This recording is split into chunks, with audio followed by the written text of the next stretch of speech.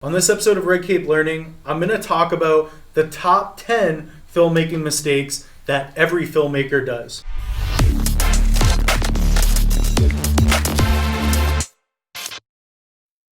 Now, the first mistake that a lot of filmmakers do is that they don't utilize lights. Why they do this, I have no idea. It could be that now we have better cameras and we shoot better in low light, but without utilizing lights, it's hard to get a lot of depth and dimension to your images. Just by using one light, you can dramatically improve the quality of your video productions.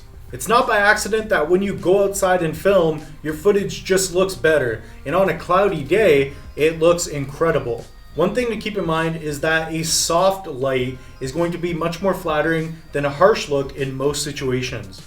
Typically, when you're filming a subject, for instance, filming myself, we have a nice softbox. This is going to help the light wrap around my face and give you a much more flattering look because we know I need the help. So don't be afraid to pick up a cheap light. At least get some lights in the room and get some lights going on, because without lights, you're going to be filming in the dark and you're going to have very flat images. Number 2 is going to be poor sound quality. One thing about not having good quality sound, it's that it's very unforgiving. Unlike having an overexposed image or just filming something that's not that flattering, if you have poor sound quality, people are just simply going to turn off the footage. One nice pro tip is to get an external recorder. If you can, get a shotgun microphone and have it close to your subject. Or if it's yourself talking, you can have it close as well. This is going to help out a lot. Depending on your recording levels and which mic you use, simply put, I recommend having it about 1 to 2 feet away and pointing at your subject's chest. This is going to allow for a much cleaner sound. You're not going to have to bump up the gain in your recorder. Number 3 is going to be having a bad camera.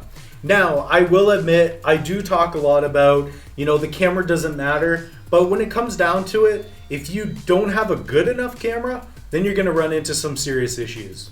Getting a better camera is going to help out in a lot of ways. If you have something like a T2i or T3i old DSLR, yes, it's going to help to get something like a Sony a7S or what we're currently using, a Blackmagic Pocket Cinema camera.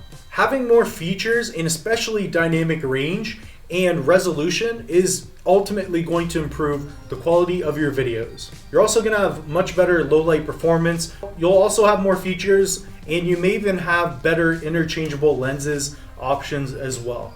Simply put, if you have a $200 camera and you buy a $4,000 camera, your quality is going to get better. But you do have to understand why that is happening. For me, instead of focusing on the resolution, focus on the features and the dynamic range. Having a higher dynamic range is going to probably help you out the most when trying to achieve that cinematic quality.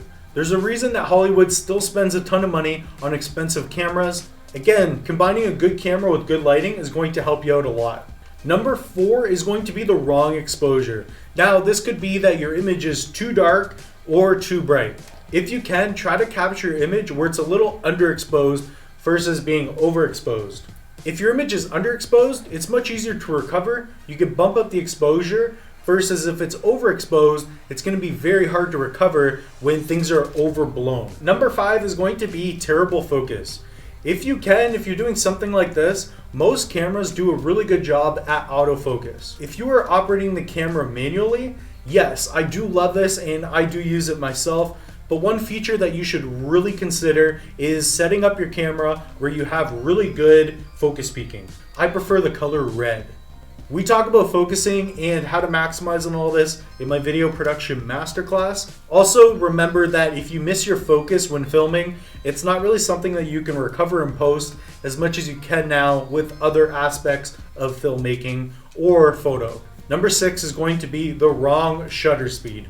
I know it can be challenging trying to get the right exposure, and with the exposure triangle, it's really easy to tweak the wrong settings in order to get the right exposure. Typically when filming video, you do not want to mess with your shutter speed unless you're going for that specific look that effect can offer. Typically when you're filming, you want your shutter speed to be twice your frame rate. So right now I'm filming at 24 frames per second, and my shutter speed is set at 48 shutter.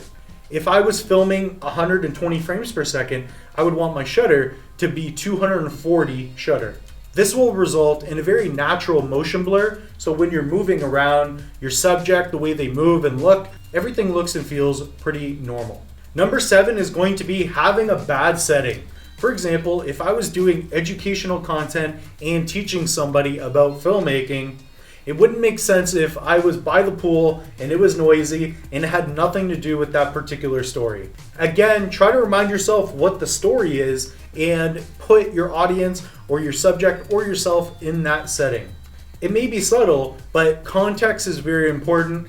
All the information that you have in your scene is going to play a role in how your audience perceives what is going on. You may have noticed, but we have a lamp in one corner, and in the other corner, we have a cool cinema rig that we're shining some light on.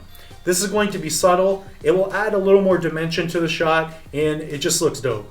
Number 8 is no story at all. Simply put, if you can, try to have a beginning, middle, and end. If you're just filming content because it looks cool, that's one thing for an intro. But again, if you're filming an intro, try to relate it to the story that you're telling. I recently just shot a really epic intro for a YouTube channel, but it was also related to the channel's vibes and what they represented. As you can see, it's really cool, epic, and we did some slow motion, but it's also related to what the channel is all about, and that is sports cards. I also have the link to the video in the description below, and you can check out that video on how to film epic YouTube intros. The number 9 mistake that I see a lot of new filmmakers and current filmmakers making is that they get a lot of shaky shots. They are not supporting the sensor. For me right now, we don't have a grand epic shot, but we do have the camera on a tripod. This is going to support the sensor, and simply put, it's much more cinematic than shaky shots. With cameras that have 5-axis image stabilization and getting better in that realm, this does help out in terms of having the cinema quality. Number 10 is going to be bad acting and not being serious. I would also throw in being shy or not being comfortable at all in front of the camera. There's a big reason that these actors in Hollywood get paid what they do. They're not always just a pretty face on screen, but they're very talented and they work hard at what they do. It's not always going to be what you say that prevails on camera. It's going to be how you say it and the body language that you're using to send a message across to the camera. And if you're filming YouTube content or other content, just make sure that confidence is key, having a good tone and using good body language, because if you don't have any of these things, nobody's going to pay attention. You're just gonna have a video, but with not a lot of context behind it. Again, that's all I have for you all. Don't forget to like, comment, and smash that subscribe button. It's gonna help me out so much, because it's going to allow me to create more content for you. If I see these numbers going up, I'm just going to go ham. I'm going to start producing. And also comment below if there's a topic or subject or something that you would like to see me talk about in the near future. Again, Mitchell Bouchard here, and we produce content every Monday for you right here at Red Cape Learning. But yeah, let's do it.